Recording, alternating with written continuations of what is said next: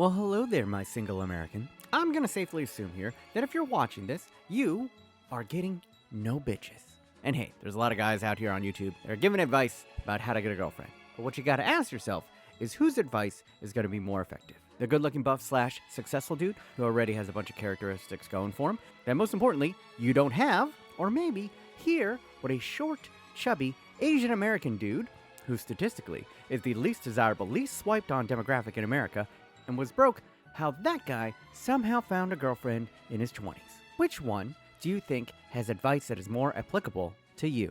And I get it, everybody wants to be Messi or Ronaldo, but if you're watching this video, chances are you know that in the realm of getting girls, you're a lot closer to James Milner. And listen, that's not a bad thing, because as much as people hate on Milner, at least he scores from time to time. And that is the aim of this video. I'm not gonna lie to you, I'm no Casanova. I'm not gonna promise that you're gonna be tripping over women by the end of this video. All I am is a man who fucking sucked at getting a girlfriend. And I mean completely hopeless in my 20s. But now, I'm halfway decent. And what I want to do is bestow that knowledge to the next generation. Let me give you a quick SparkNotes version about all the painful lessons I learned along the way. And hopefully, by the end of this video, give you a blueprint on how to handle your no bitches lifestyle. Welcome to a Clueless American's Guide to Getting a Girlfriend. So first off, if you're a dude under 30 in America, you're f***ed. This has to be one of the most shitty times in American history to be a single dude in their 20s. You've probably already seen this chart going around the internet. In a recent survey in America, when males between the ages of 18 and 29 were asked to identify if they were single, the percentage that said yes was 63%. Jesus! And what's crazy is that is up from 51% in 2019. While the percentage of women who were single in their 20s essentially stayed the same, around 30%. So what we can garner is the pandemic really fucked it for a lot of young guys. But there is hope. Because what's wild is that number for single men drops from 63% to 25% when you get to the 30 to 49 age range. And what a lot of media is saying is that during the pandemic, a lot of young girls ended up shacking up with older guys. But what I took away from these numbers, and what I feel like a lot of young men from these numbers, is you just gotta make it a 30, bro. Once you hit 30, your pack odds go up from 37% to 75%. Bro, you can make it. You make it to that big 3-0, and you'll pack that icon baddie you've always wanted. Now, I also understand that a lot of you guys don't want to wait 10 years to get a girlfriend. Don't worry, I got you. And as a former broke, fat, short, zero drip Asian dude who spent most of his 20s in LA, the shallowest city in America, let's just say I know what you're going through. Because I was single for most of my 20s. But importantly, not all of my 20s. I occasionally snagged a cutie and even swindled some into a relationship. And like the spell scroll that was passed on in Naruto's village, I want to teach you how to perform the sexy no jitsu and hopefully help a few of you guys snag a cutie or two. So let's hop into it. Tip number 1, be yourself. Is terrible fucking advice. Be yourself. Be yourself is what got you here. Being lonely as fuck, getting zero bitches. You commonly hear girls giving this advice to their guy friends, and they mean well. But what they don't realize is that be yourself only works for guys who can already get a girlfriend. It's like telling Mbappe, hey, be yourself on the pitch. And girls will be like, look, you see how he's being himself? Just do that. But for most guys watching this, I'm gonna assume you're in your 20s. And when you're in your 20s, the issue about being yourself is that you don't know who the fuck you even are. And most of you probably don't even know what you want to do with your life. So how can you truly be yourself when you don't fully know who you are or where you're going? So simply be yourself is a bullshit platitude. It's horrible advice. My advice actually is that being yourself hasn't worked. You gotta try being someone else. I ain't saying be fake. What I'm saying is you gotta switch it up. You gotta change a lot of factors about yourself. Your style of dress, your hobbies, how you meet girls, how you talk to girls. Look at it like you're just beta testing shit right now. And if you try it and it doesn't feel right, then that's okay too. Learning what you aren't in your 20s is almost as important as figuring out what you are. And make no mistake about it, you're gonna fail. You're gonna get embarrassed. Sometimes spectacularly so. But all of this failure is necessary because that is how you learn who you truly are, what really works for you. And the quickest way to get there is through failure. If you don't want to do these things, if you don't want to challenge yourself, then I'm sorry, my good sir, because the definition of insanity is to repeat the same actions over and over and expect different results. So if all you're doing is just sitting at home, swiping on Tinder with the same old profile with the same old dusty pictures of yourself, if that's all you're doing and you just expect a girl to fall into your lap, well then you are literally the definition of insanity. Nothing is going to just magically change if you don't instigate it for yourself. No big titty goth girl is going to fall out of the sky. This is an anime. And speaking of not real life, my next tip is get off the dating apps. Tinder, Bumble, Hinge. If you're doing well on these apps, you're not watching this video, but if you're getting barely any matches, get the fuck off them. And I know, it's the only way people meet each other these days. I've used them in the past, but here's the thing.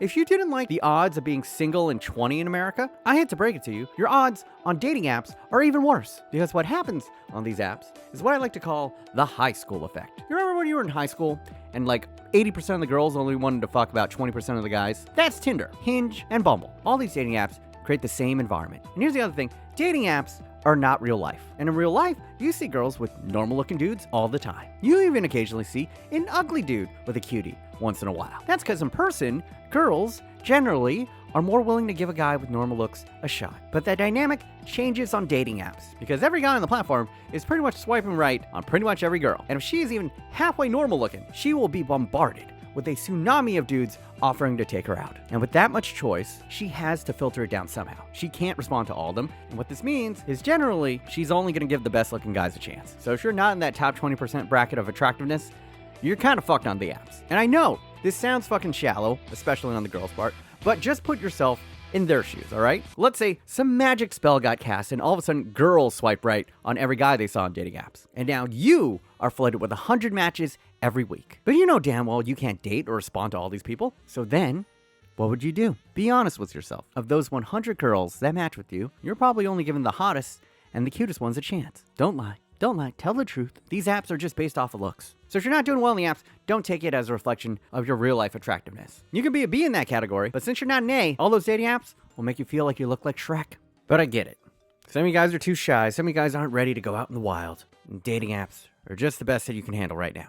So for you, I have one last pro tip. Because if you've been on these apps for a while, we all know about the glass ceiling for men. And that ceiling is right at 6 feet. For whatever reason, women have deemed that 6 foot is attractive and anything less, you're a fucking troll. And with the average height of dudes in America being 5'8", that's tough for a lot of my short to medium kings. And hey, I'm right there with you. And it's just a fact. Taller guys do better. So you got to start wearing some platform shoes. You got to get some boots that give you maybe an inch or two. And then what you do, you go on Amazon, you get those Tom Cruise lifts. Boom. 2 inches from the boots, 2 inches from the lifts. You just went from 5'8" to 6 foot. Lie. Lie on that profile, brother. By the time you get back to her place and you get your shoes off, it's too late. You guys are horizontal. And ladies, if you somehow think this is lying, I got a push-up bra to sell to you. But even now that you have magically become 6 foot tall, some girls are gonna curb you anyway. This is an inevitability. A lot of girls are gonna think you're gross. And here's my next important lesson. Just because a few girls think you're gross doesn't mean that all girls think you're gross. And what I mean by that is you need to find a niche. Because unless you're Jason Momoa, you're not gonna be everyone's type. And girls' taste in men highly varies from girl to girl. And what I'm gonna guess is that being yourself right now, you're no one's type. So what you're gonna do is you're gonna try on a couple of different attractive archetypes. You know, some mediocre looking girls, if they put on the right makeup, they put on the right goth clothes, bam, they look good. You gotta do the male version of that, bro. You gotta try to be that goth anime boy, or learn to kickflip and become the skater dude, or treat everything like you ironically love it and become the douchey hipster with a post-ironic mustache. No matter how ugly you think you are, maybe all you really need is to get tattoos. Get like a lot of tattoos. I'm talking like full-on sleeves up to your neck and tats, because a lot of girls are really digging that look right now. Maybe not the most mentally sound or emotionally healthy girls, but hey, big dogs gotta eat. Now this next lesson I learned, and I'm not too proud of it, when I was in my 20s and just getting blown out by girl after girl, I had to figure out what I was doing wrong. I had to fix this shit. But I ran into a problem that I'm sure a lot of you guys are having today. Who the fuck can actually give you practical, usable advice on how to get a girl? And back in my day, at my darkest moment, I turned to a community I didn't fully understand. Yes, I read up on PUA, aka the pickup artist community. Yes, I was one of those dudes who read The Game. I listened to pickup podcasts and watched YouTube videos. But when the next best advice you get is be yourself, what the fuck am I supposed to do? I was desperate.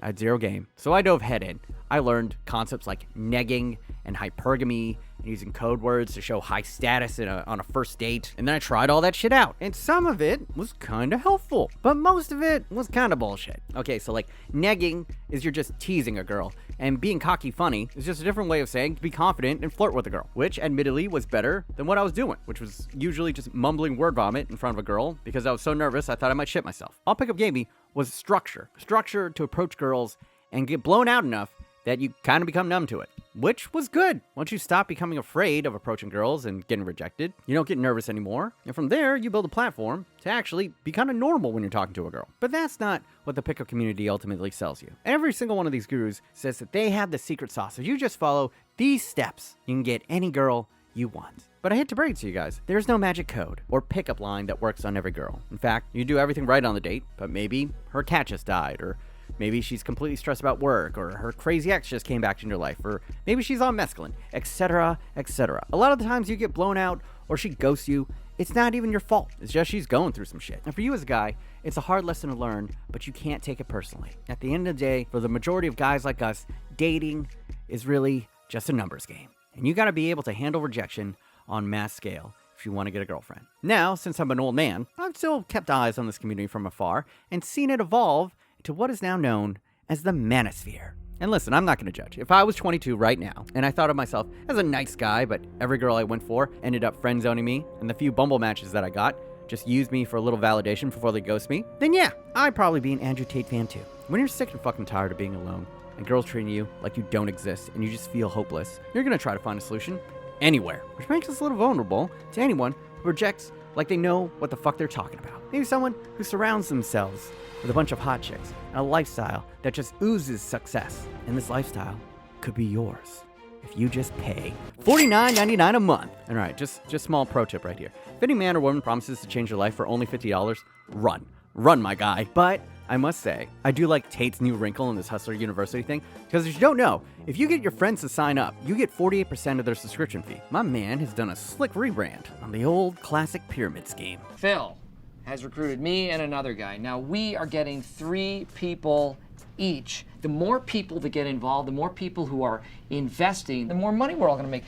It's not a pyramid scheme. It's not even a scheme per se. It's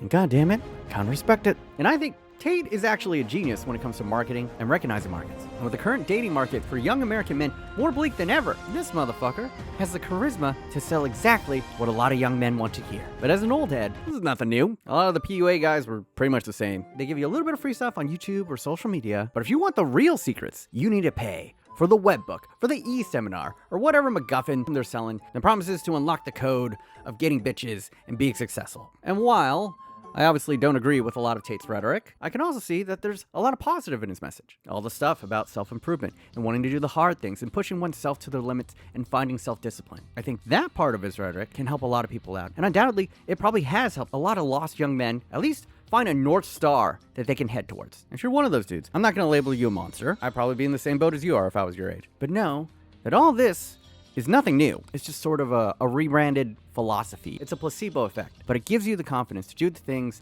that you were always capable of doing, but you just didn't believe in yourself enough to do it. And hey, if I really think about it, maybe that's worth $49.99. Because realistically, if I could pay $50 a month and be more confident than I am right now, that's a fucking steal. But if these guys really had all the answers, then his legion of over 200,000 followers who are part of Hustler University should all, theoretically, be rich, successful, and falling over themselves in pussy. But you know, in all likelihood, that isn't true. Tate has millions of followers that hang on his every word, and yet we are still in the darkest timeline for young men in America. And if you guys try to talk about your frustrations of being a young guy in America, you get labeled a misogynist. So it feels good when you see some young girls in their 20s get put in their place on the Fresh and Fit podcast. And while this podcast and others of its ilk are entertaining, I don't think we should be conflating this with real life. Because let's be real here, the level of intellect of the women who they bring on these shows are not quite Stephen Hawking level. Because I watch these podcasts and it feels a lot like watching an NBA player play in China. Of course these motherfuckers are gonna look like Jordan when they're playing against bums who can barely dribble.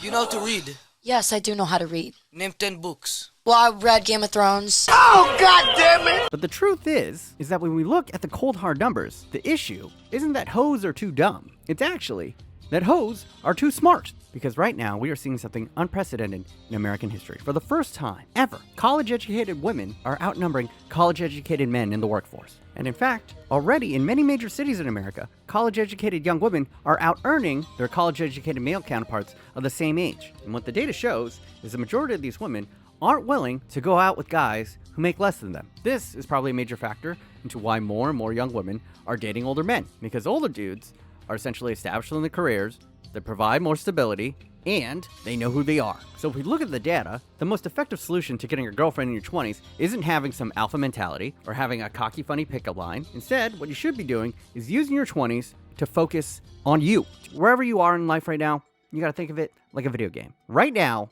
you're like level 2 or 3 in the game of getting bitches. You don't have the skills or XP to conquer the Dark Souls boss of your life right now, aka your virginity. But if you grind, figure out the right build, the right stats, and keep on practicing, eventually, you'll slay that beast, and hopefully, not get herpes. But I hate to break it to you. Some of you are gonna get it. Use protection. So the cheat code for you is that you need to show either the ambition or passion about something in your life. Because here's the thing, you don't have to make more than a woman for them to date you. If you can just show that you're grinding toward a goal and that nothing is gonna distract you, not even women, girls are gonna find that hot. And yes, you gotta develop yourself emotionally as well. And I get it, you're probably a little bit bitter from all the years of girls curbing you, but you gotta get rid of that shit. That's not gonna help you. And here's the big thing that no one ever tells you. This whole process, this shit could take years. And I'm talking like 5 to 7 years, especially for you guys who are starting off with like 0 social skills. On average, when guys start to get their shit together, when they start to round into this full package that a lot of girls find attractive, typically that happens when you turn around 26, 27, 28. But what's shitty is unfortunately the pandemic probably pushed a lot of your guys' development back 2 to 3 years, which is also why you're probably seeing the increase of single young dudes in that age range. And that is a shit hand. I can sympathize, but that's life. It ain't fair sometimes. So you can sit and cry about it, just use porn and video games as an easy release, or you can say, fuck, that sucks, and then get to work. And just start treating your 20s from here on out like it's your training arc. It's that time skip arc in an anime. Remember when Naruto went away for 4 years, or Luffy went away for 4 years, and they all came back super powered up? How do you think that happened? Hell, even Jesus had a time skip arc, and he came back more OP than Luffy. That's what you need to be doing. You gotta go away, train the fucking mountains, learn Rasengan, and once you achieve that, and return to the Hidden Leaf Village, I can almost 100% guarantee you that your Hinata will come and find you. So yeah, man, that's the truth of it. You just gotta grind. You just gotta improve. And once again, this is an April Fool's video, guys. So if you want more productive resources, I'm gonna go ahead and link up to this video right here. And to the rest of y'all, fucking Godspeed. But I guarantee you, if you guys work on yourself and you keep on developing into a well-rounded human being, the sooner you do that shit, maybe, just maybe, you won't have to wait until 30 to get a girlfriend. Or if you're lazy, just wait till 30. Pack odds from 37% to 75%. You can make it!